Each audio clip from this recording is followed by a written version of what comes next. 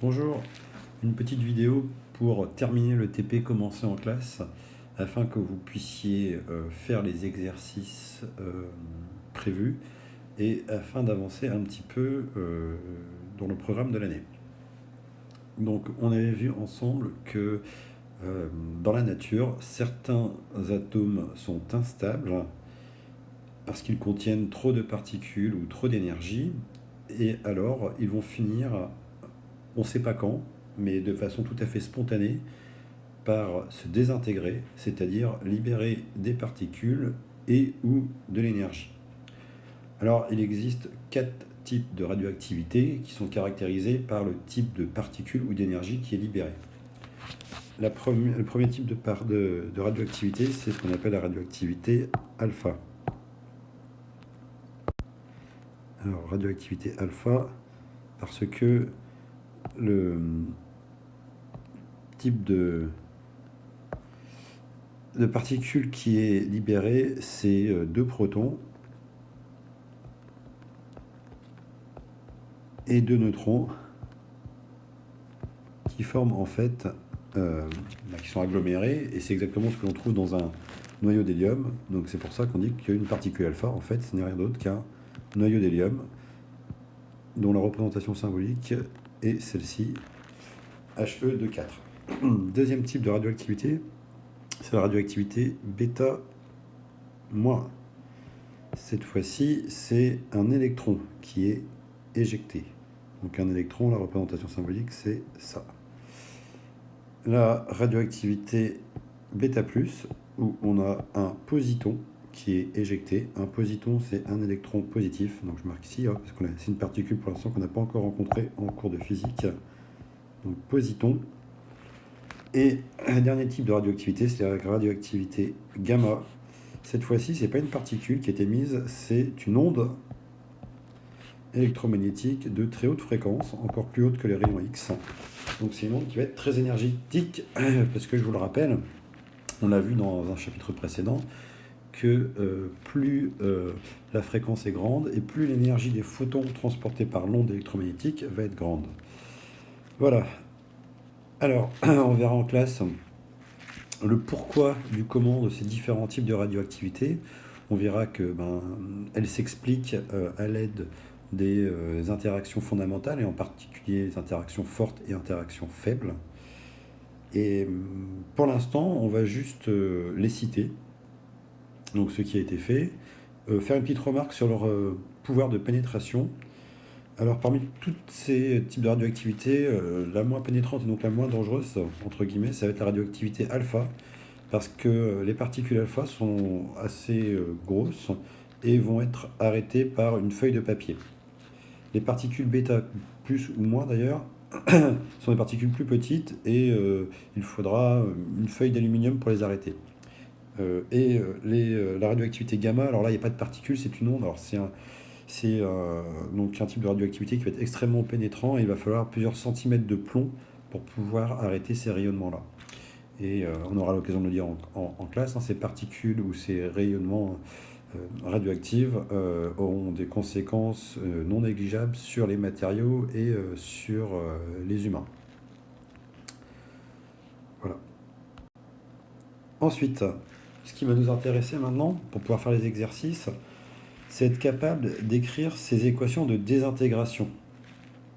Alors, dans une équation de désintégration, c'est, à la différence d'une équation de réaction en chimie, il n'y a que un seul réactif, je dirais, avant la flèche. Parce que c'est une réaction qui est totalement spontanée. Le noyau, spontanément, tout seul, sans qu'il y ait besoin d'aide extérieure, va se désintégrer. Donc par exemple, à la question 10, on vous demandait d'écrire l'équation de désintégration du polonium 210. On vous précise qu'il y a une radioactivité alpha. Alors le polonium 210, le symbole du polonium c'est PO. Alors comment savoir que c'est PO? Voilà, pour le coup, il faut aller voir dans la classification périodique.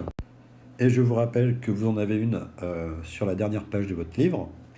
Alors 210, je vous rappelle que 210, ça caractérise le nombre de masses, c'est-à-dire le nombre de nucléons. Donc le 210, il est en haut. Comment je vais connaître le numéro atomique? Toujours pareil, la classification périodique qui va me le donner. Donc 84, d'après la classification périodique. Et donc, spontanément, ce noyau de polonium va libérer une particule alpha. C'est ce que je sais. Une particule alpha, il faut que je la connaisse par cœur. On a donc dit que c'est un noyau d'hélium. Donc 4, 2. Et qu'est-ce qui va me rester? Il va me rester le polonium moins ces 2 protons et ces 2 neutrons. Voilà. Donc, ici, au polonium, si je lui ai retiré au total 4 nucléons, il en avait 10 au départ, donc il va lui en rester 206. Voilà. Et il avait 84 protons au départ. Je lui en retire 2, donc il va en rester 82. Voilà, ça c'est ce qu'on appelle les lois de Soddy, les lois de conservation, qui sont finalement assez logiques. C'est que le nombre total de nucléons et le nombre de protons, bien évidemment, le nombre de charges, oui, se conservent. Donc maintenant, on voit que j'ai apparaît ici sur la droite un élément qui a un numéro atomique 82, donc ça ne peut pas être le polonium, puisque le polonium c'est le numéro atomique 84, et je vous rappelle que le numéro atomique caractérise un élément. Donc on change de numéro atomique, on change donc d'élément. Et donc l'élément ici de numéro 82, je vais dans la classification périodique pour voir de quel élément il s'agit. C'est l'élément Pb. Pb, c'est le plomb. Voilà, pour cette équation de désintégration. Question 11, le potassium 40. Potassium 40, donc le potassium, je vais chercher dans la classification périodique. Je sais que c'est K, donc 40 ici. Et dans la classification périodique, le numéro atomique, on me dit que c'est le 19. Il va subir une désintégration β-. β-, ça veut dire qu'il va perdre un électron. Donc je fais moins 1, ici 0. Donc du coup, lors de cette désintégration, il ne perd pas de nucléons. Donc il continue à avoir 40 nucléons. Et lors de cette désintégration, en quelque sorte, il va gagner une charge positive. Je vous rappelle que le total des charges à gauche, ici, le 19, doit être égal à la somme des charges que je vais avoir ici. Comme ici, j'avais 84 qui est bien égal à 2 plus 82. Donc ici, je dois avoir le nombre que je vais avoir en bas, là, moins 1 doit faire 19. Donc ça veut dire que le nombre que je vais avoir ici, c'est 20. 20 moins 1, ça va bien faire 19. Je respecte bien les lois de Soddy qui sont clairement écrites ici. Voilà.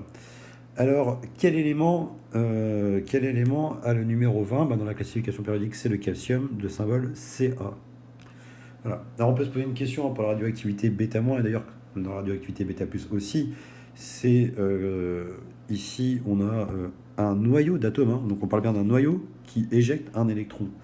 Ça paraît complètement impossible, parce que un noyau ne contient au départ que des neutrons et des protons. Comment il peut libérer un électron? Alors on verra que la réponse se trouve au niveau des quarks, et on abordera ça en cours. Passons plutôt à la dernière question, question 12, le phosphore 30. Donc je pense que vous avez compris le principe. Le phosphore 30, donc je regarde dans la classification périodique, le phosphore c'est l'élément numéro 15. Il subit une désintégration β+, c'est-à-dire qu'il va libérer un positon de symbole E01.